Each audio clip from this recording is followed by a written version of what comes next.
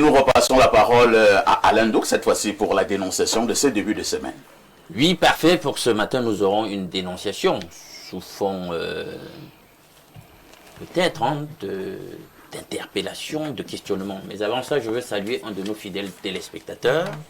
Il s'appelle Euloge Macaire Bokolo. Il travaille aux ADC, très fidélisé. Hein, c'est un addict de ce programme télévisuel. Voilà. Pour ce matin, nous allons questionner la situation économique. Beaucoup d'opérateurs économiques ne sont pas payés jusqu'ici. La dette de l'État, vous le savez, est à plus de 4 000 milliards à l'endroit de ces gens. Alors, on se pose la question, en dénonciation de ce matin, est-ce que nous sommes désormais dans un État en faillite? Si l'État est en faillite, autant nous le dire. Parce que vous savez, des gens ont contracté, hein, vous savez comment ça se passe, les opérateurs économiques, ils contractent des crédits pour leurs prestations auprès de l'État. Et quand ça met du temps, ils ne sont pas payés. Je vous laisse deviner la suite. Donc c'est ce que je dénonce en ce matin.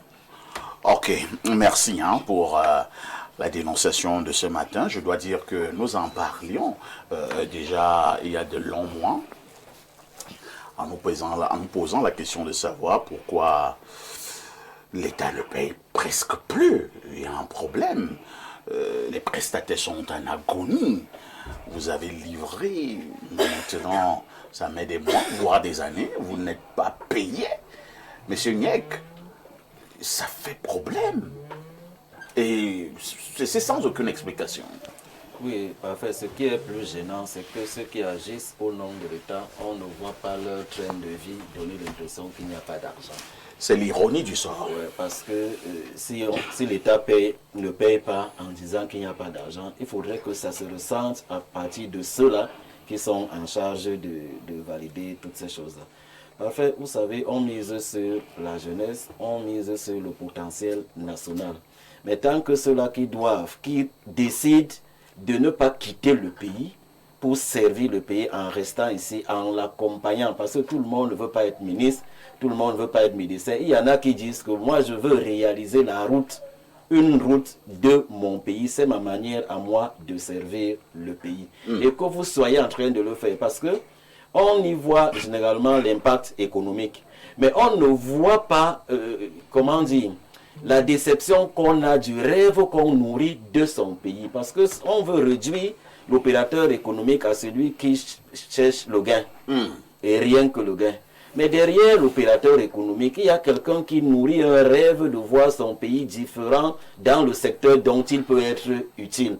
Quand vous associez donc le non-paiement de ces factures au fait de la démotivation de ceux-là qui sont restés au pays pour réaliser le peu qui peut être possible, ça dérange. Nous regrettons tout simplement qu'au fil du temps que ça avance, qu'on ne soit pas en train de voir les choses aller dans ce sens. Disons même que ça va rejoindre la thématique tout à l'heure dans la gouvernance. Tout à fait. Mais je ne voudrais pas anticiper, mais j'ai l'impression que tant que moi, c'est de la culture du train, tant que la locomotive ne donne pas le ton, il est difficile que les wagons suivent. Parce que ceux qui sont des opérateurs économiques, la contrainte qu'ils ont, c'est de payer les impôts.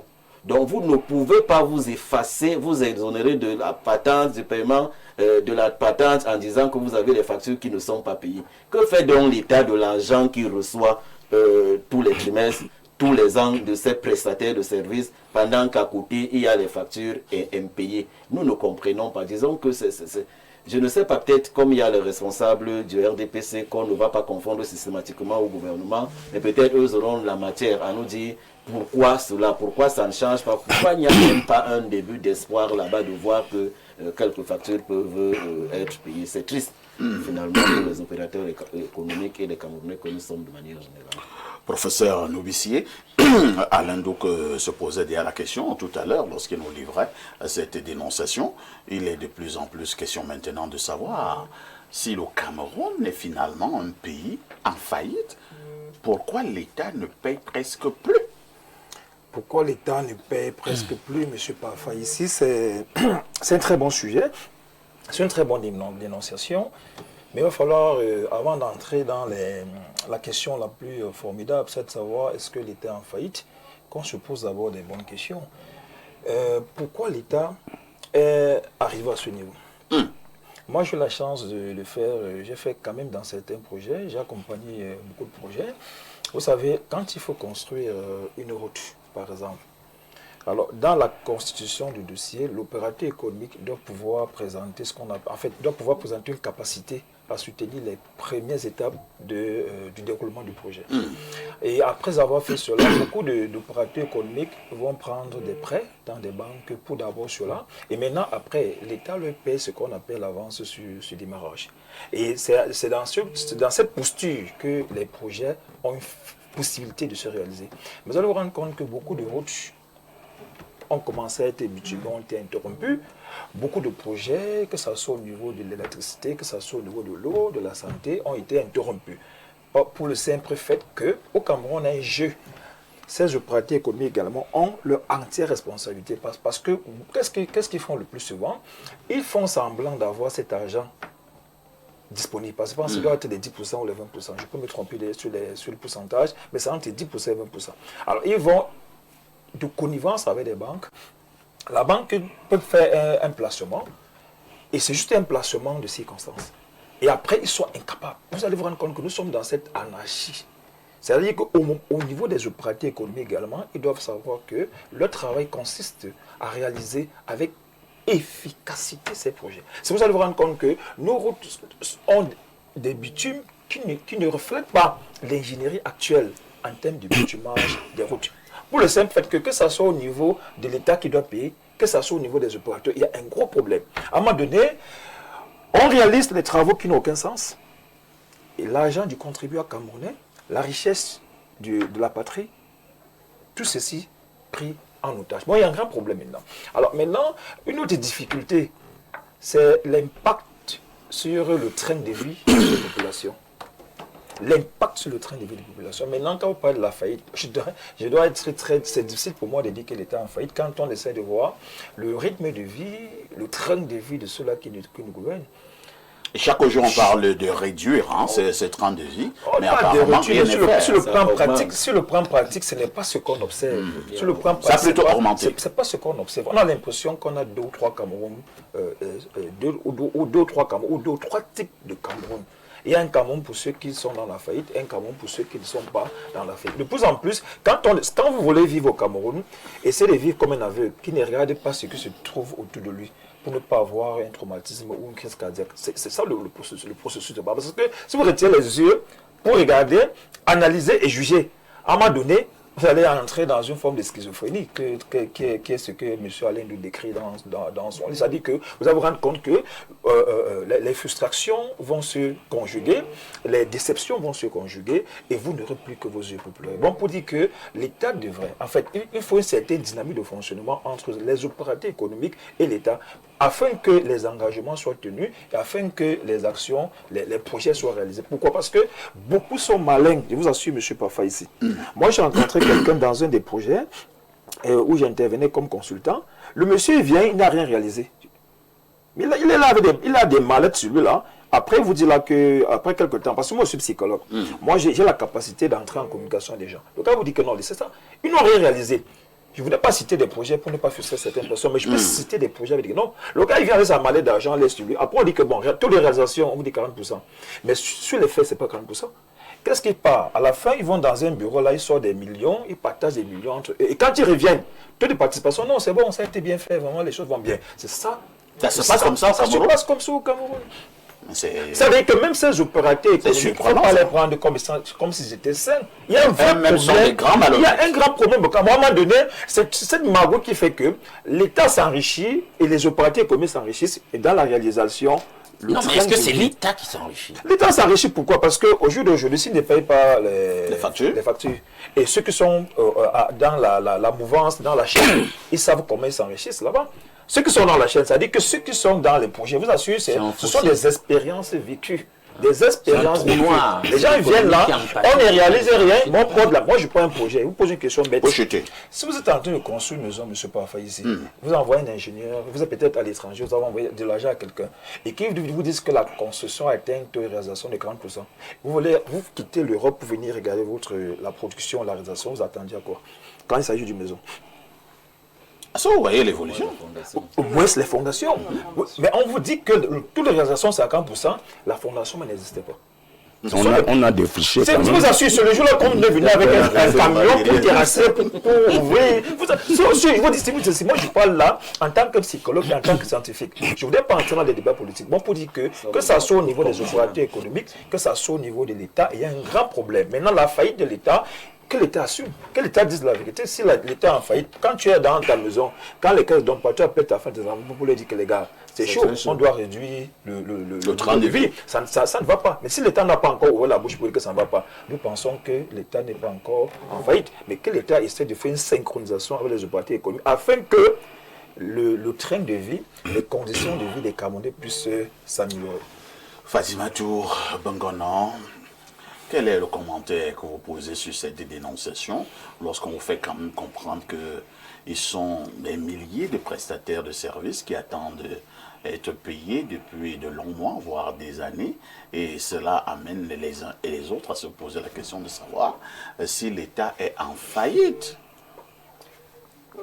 Merci Alain, merci à vous pour cette dénonciation, bien cette lumière sur ce qui peut être appelé la dette intérieure de l'État. Tout à fait. La dette intérieure de l'État qui ne se limite pas seulement au niveau de la dette auprès des entreprises, il y a également la dette auprès des fonctionnaires. Parfois, c'est des rappels, c'est des non-paiements de ci, c'est des non-paiements de cela. Mais lorsque nous écoutons le ministre des Finances et lorsque nous consultons les documents, nous nous rendons compte que progressivement, l'État apure les dettes. Vous avez souvenance, il y avait à un moment donné un random sur les OTS. J'aurais bien aimé qu'ils viennent sur ce plateau pour dire oui, à l'État où nous sommes, nous avons été payés à tel moment. On a trop supporté. Oui, nous avons été... Non, je traduisais OTS, ce n'était pas pour vous contrer. Non, je dis il y avait tellement de... Mais le problème avec nous autres aussi, c'est que lorsque nous dénonçons et lorsque les problèmes sont résolus, nous ne sommes plus là pour dire et effectivement ça a été résolu. Parfois on a même peur de le dire parce qu'on estime que la maman au quartier ou bien la maman du village... À qui vous devez de l'argent? Vous avez été payé, toi tu ne me regardes pas comment. Donc voilà ce qui... Mais ce que je voudrais, sur quoi je voudrais embrayer, c'est ce mécanisme par lequel ceux-là qui sont appelés à investir avec une mercuriale bien élevée, monsieur Oona ne va pas me démentir là-dessus, mais qui ne réalisent pas le travail sur le terrain, mais savent seulement qu'ils ont une dette qu'ils doivent recouvrer auprès de l'État du Cameroun. Ce que monsieur Noubissi explique là, c'est vrai.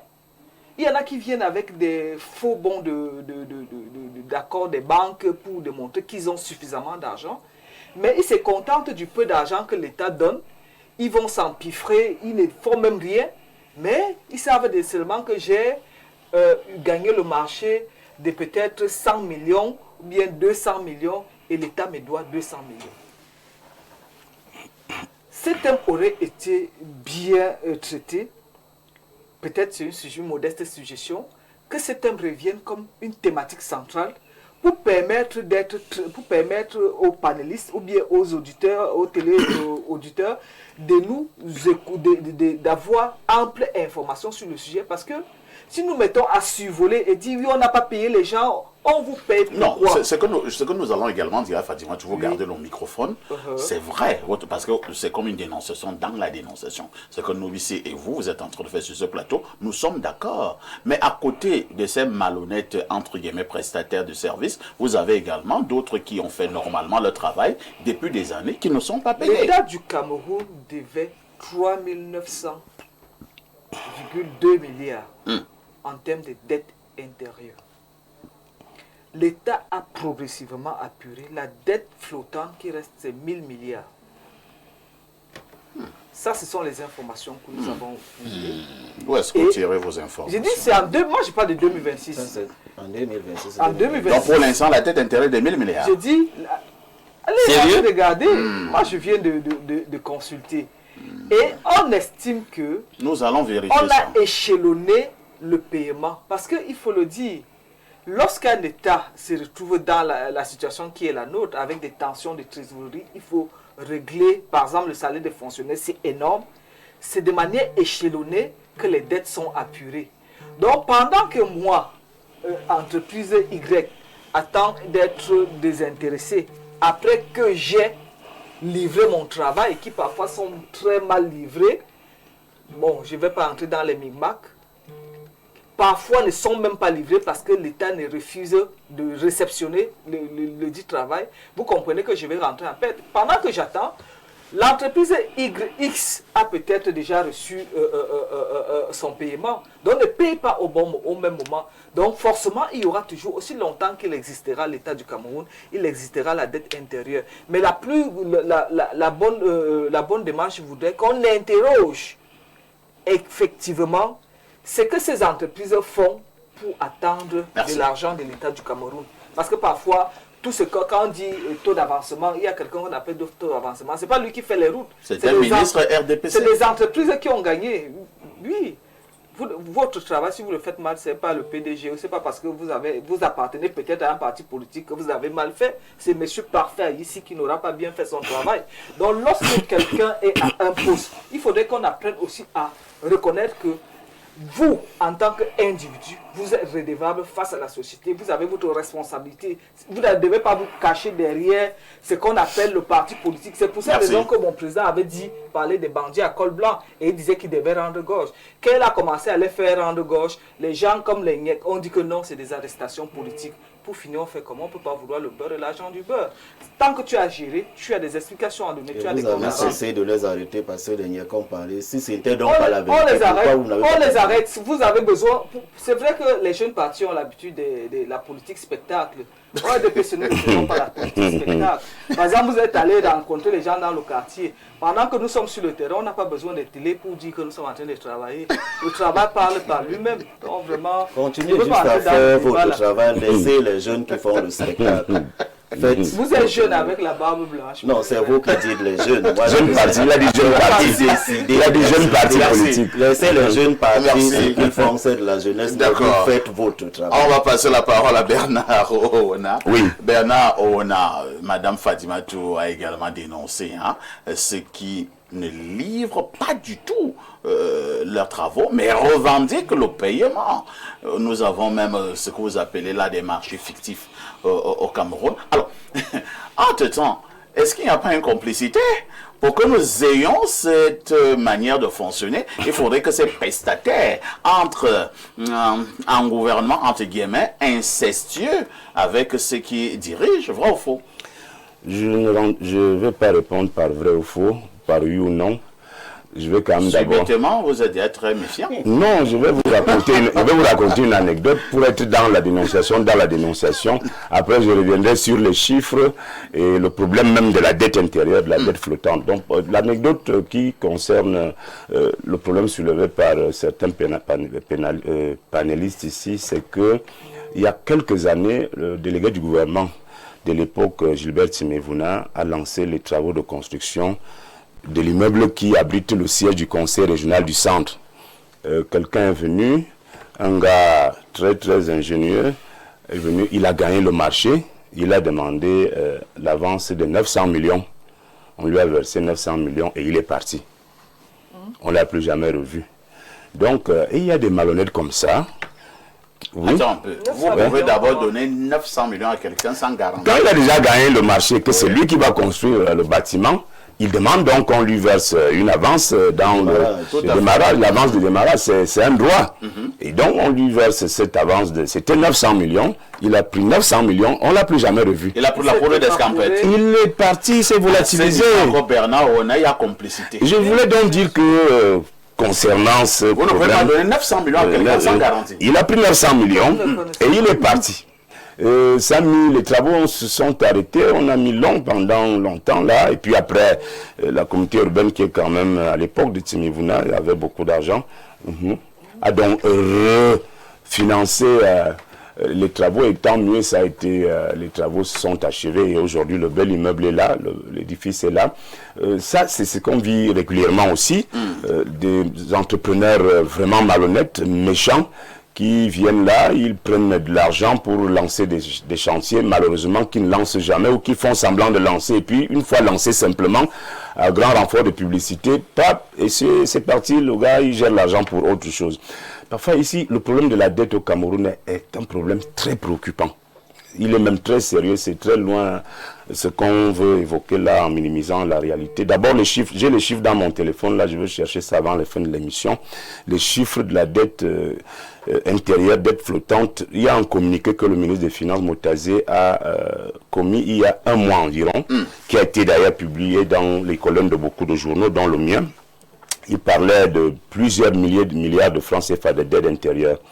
La dette intérieure, dette flottante, il y avait les fonctionnaires, il y avait tout ce que là, Mme Bongona a évoqué là, mais beaucoup plus la dette due aux entreprises. Vous voyez parfois ici, il y a des entreprises qui sont à 20 ans, à 25 ans, ils attendent d'être payés. Au Cameroun, ça existe au ministère des Finances. Le problème de la dette, l'État préfère privilégier la dette vis-à-vis des bailleurs de fonds et des partenaires multilatéraux. C'est là-bas que l'État a une pression, une contrainte même. L'État honore là-bas, mais au niveau du Cameroun, l'État paye quand il veut, pas même quand il peut, parce que l'État peut s'organiser à payer de temps en temps cette dette-là, mais je vous dis qu'il y a énormément d'entreprises et de personnes qui croupissent dans la misère aujourd'hui parce que l'État n'arrive pas à payer cette dette intérieure, cette dette flottante. Il faut comprendre que si nous sommes à 4 000 milliards de dettes, par exemple, et que l'État paye au moins le tiers, c'est quelque chose, c'est une bouffée d'oxygène pour l'économie parce que ça relance des entreprises. Ça injecte à nouveau l'argent dans le circuit. Attendez un peu, hein, Bernard, on a peut-être même que le sujet inscrit à l'ordre du jour et la dénonciation sont étroitement. Oui, c'est lié. Je vais poser la question de savoir, lorsque vous suppliez même déjà l'État de payer au moins le tiers, mais moi je trouve qu'il y a un problème. Parce que quand je regarde le train de vie de ce même État, le train de vie de ceux qui nous gouvernent, moi j'ai l'impression que le Cameroun est un Eldorado. Oui, parfois ici, je vais prendre un exemple qui va vous surprendre. Moi je pense que les dirigeants, l'État est malhonnête. L'État est malhonnête parce que je prends l'exemple de l'office du bac. Oui. Vous avez vu avec quel ton le directeur de l'office du bac a parlé aux enseignants. Qu'est-ce qu'il a dit?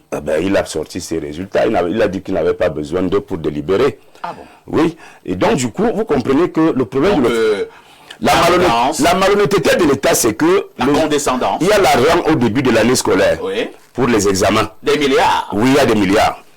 Que nous payons, nous les parents, nous payons ces milliards-là pour que ces milliards puissent supporter tout le processus jusqu'à la proclamation des résultats. Entre-temps, donc, ceux qui gèrent cet argent, ils sont carrément bien installés dans leur bureau feutré. Ils font des calculs. D'autres même ont dit qu'ils font l'usure. Il arrive donc en fin d'exercice, en fin de processus. Les acteurs majeurs qui sont les enseignants sont à 1 an, 2 ans, 3 ans d'impayés des frais de correction qui ne représentent d'ailleurs rien du tout. Pour un enseignant, parfois c'est 25 000, parfois c'est 30 000. Vous voyez un peu, c'est selon le nombre de copies, le volume des copies, ça te donne 50 000 maximum pour ceux qui corrigent vite, qui sont rapides. Et donc, du coup, vous voyez que dans cette façon de faire, vous comprenez que les gens sont malhonnêtes. Les gens sont très malhonnêtes parce que vous ne pouvez pas avoir ces milliards-là et oublier à la fin de la chaîne ceux qui sont les acteurs majeurs de ce processus d'examen au Cameroun. Donc ça c'est un exemple pour dire quoi? Pour dire que quand vous voyez un peu comment fonctionne l'État à travers le ministère, parfois ici si vous avez visité le ministère des Finances, vous allez comprendre beaucoup de choses. Si vous visitez le ministère, c'est très compliqué là-bas. Ah bon? Oh là là là là. Le ministère, on peut essayer d'investiguer. Non, le problème c'est que si vous allez là-bas, vous êtes un grand journaliste qui est connu, on va vous ouvrir rapidement la porte. Il y a même un directeur qui peut vous farouter parce qu'il vous voit souvent à la télé. Là, tout est beau. Là, tout est bien. Et tu diras qu'on ça c'est bien. Mais je dis qu'il y a un autre côté qui est vraiment noir. Que quand vous arrivez là-bas, c'est l'opérateur économique qui connaît ce côté-là parce qu'il monte, il va à la direction des affaires juridiques, il va au quartier Fouda, là on va vérifier ça. Et il va chez le DAG. Il va chez le DAG, il va. Il monte et des années parfait. Il y a des gens qui vont au ministère des Finances depuis 10 ans pour se faire payer. Les chaussures sont même déjà inclinées comme ça. Il n'a même plus de quoi manger. Parfois, il ne paie même plus le taxi. Je ne parle pas de loyer pour ceux qui louent. Et ça devient... Vous demandez, est-ce que le taxi n'a pas un visage humain? Un État doit avoir également un visage humain pour que quand les populations, le peuple crie, qu'ils puissent réagir de façon normale. Alain Douk, que faisons-nous? Parce que le problème est posé. Et Bernard disait qu'il est d'ailleurs préoccupant. C'est un problème sérieux. Le non-paiement de factures. Toi et moi, on ne pourra rien faire. Ni aucun Naturellement. de ceux qui sont ici sur le plateau. Ça, c'est sûr. Bon, Par rapport à l'information donnée par Fadi, il y a nos confrères d'Ecofinance quand même qui disent que cette dette due aux opérateurs économiques, je cite une portion de l'article, cette dette due aux opérateurs économiques nationaux s'inscrit dans un encours global de la dette intérieure de l'administration centrale qui s'élève à 5 125 milliards de francs CFA, englobant également les titres publics et les conventions structurées. Donc on voit qu'en réalité, si la caisse autonome d'amortissement a gardé un petit flou dans sa dernière note de conjoncture sur la dette, on comprend pourquoi. Parce que quoi qu'on dise, ce sont des institutions quelque peu politiques. Voilà, donc le fait est là. Maintenant la question c'est, est-ce que l'État est en faillite? Bon, je ne pourrais pas répondre de façon tranchée, mais je dirais quand même que on n'est pas loin du défaut de paiement, vous le savez très bien. Parce que même pour les informations que Fadi donne là, où on a payé ci, on a payé ça, le drame c'est qu'on prend des emprunts pour payer.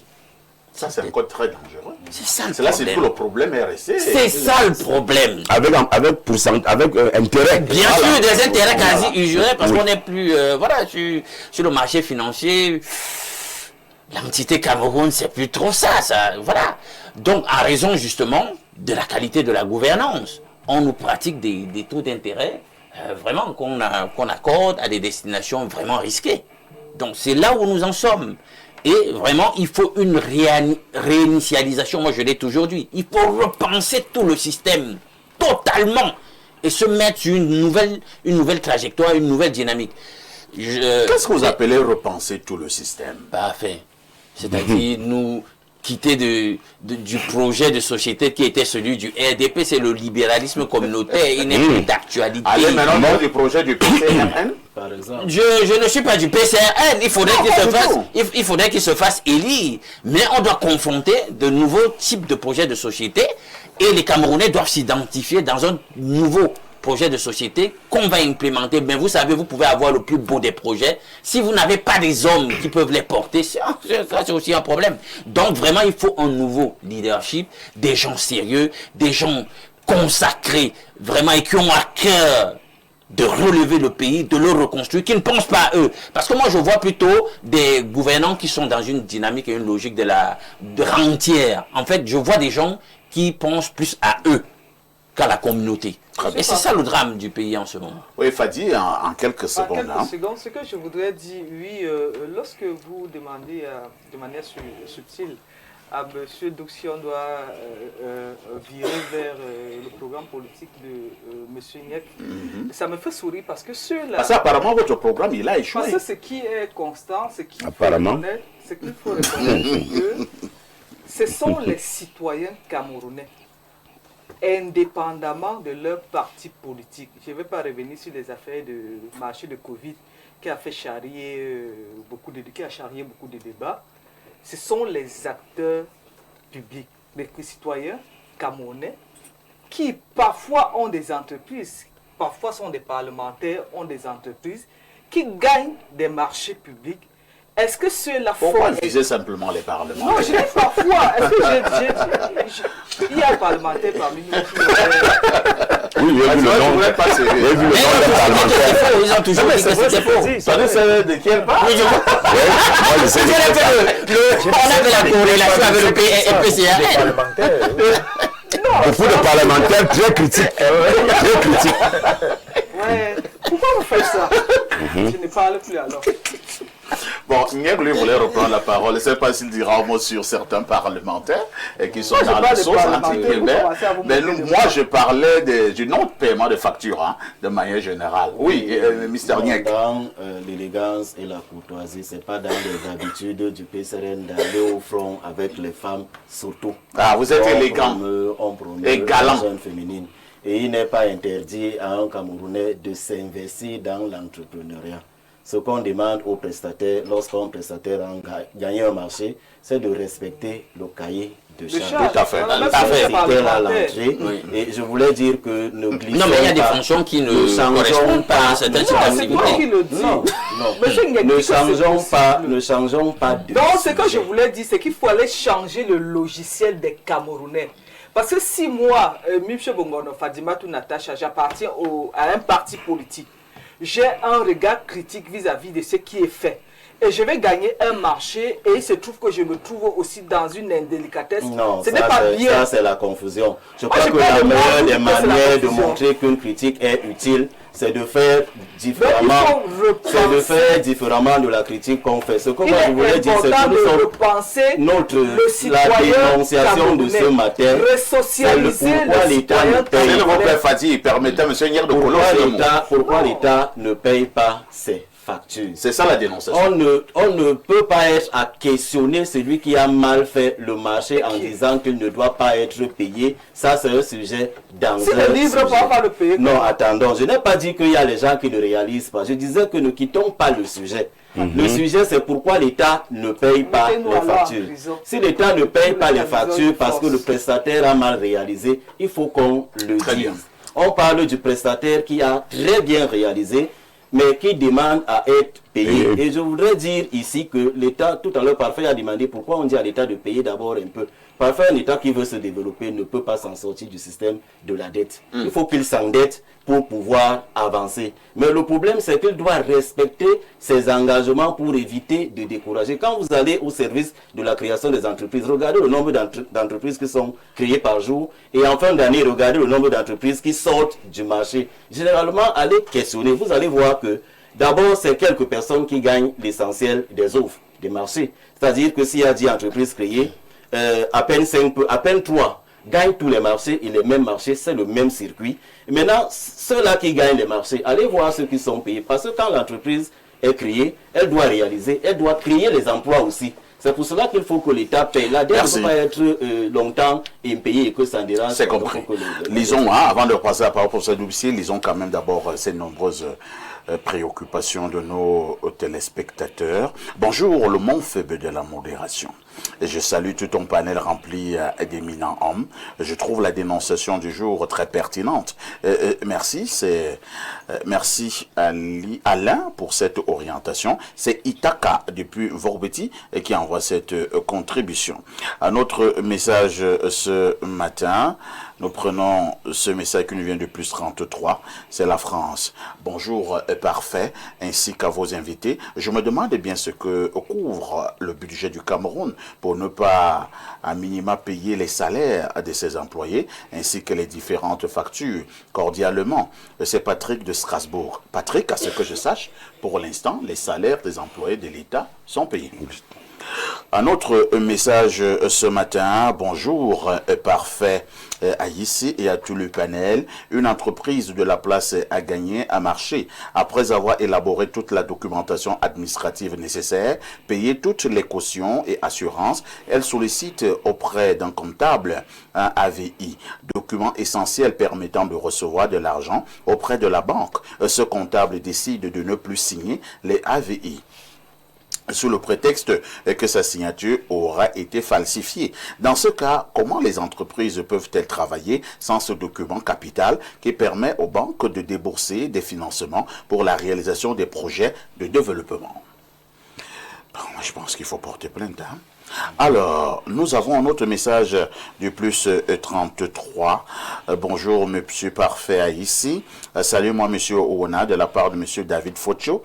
Pour en revenir à votre dette, ce que la dame du RDPC dit est très très faux. Voilà en image la dette intérieure du Cameroun au 31 mars 2026 qui est à plus de 4 000 milliards. Et la dame dit 1000 milliards en 2026. C'est un message qui nous vient du plus 33 ZD la France et il m'envoie justement le tableau en question. Hein.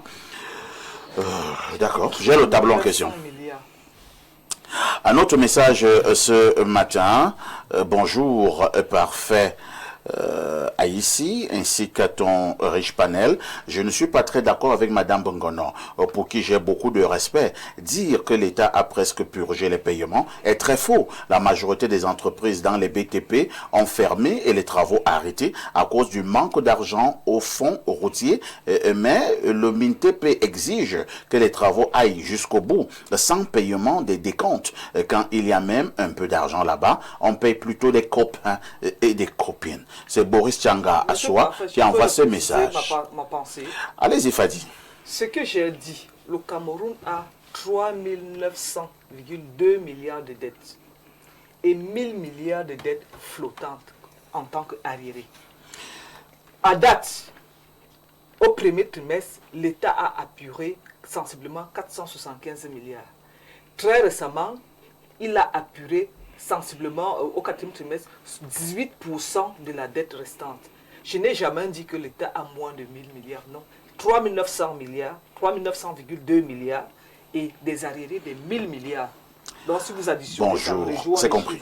Ça veut dire que rien n'a bougé, on est toujours dans la fourchette de 4 000 à 5 000. Absolument. C'est ce qu'ils ne comprennent donc pas à la maison et dans les bureaux, c'est pourquoi tu as voulu... Oui, même ici, pourquoi tu as voulu insister sur le fait que non, il y a apuration, on voit qu'il y a stagnation. C'est ça le problème. Peut-être pas au rythme voulu.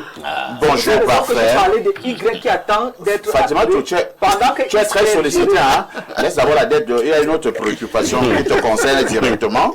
Bonjour, parfait. Pardon, je viens en paix. Quand quelqu'un te dit alors qu'il vient en paix, c'est que la suite peut être compliquée. J'aime l'affaire. Madame Fatima Tou, que j'aime beaucoup, a laissé qui au bureau pour être sur votre plateau maintenant? C'est Françoise depuis Douala. Je peux répondre. Allez-y. Depuis, j'ai eu le concours d'admission, j'étais admise à... J'avais formulé une demande de mise en stage pour présenter déjà le concours de lyrique. C'était en année académique 2023-2024.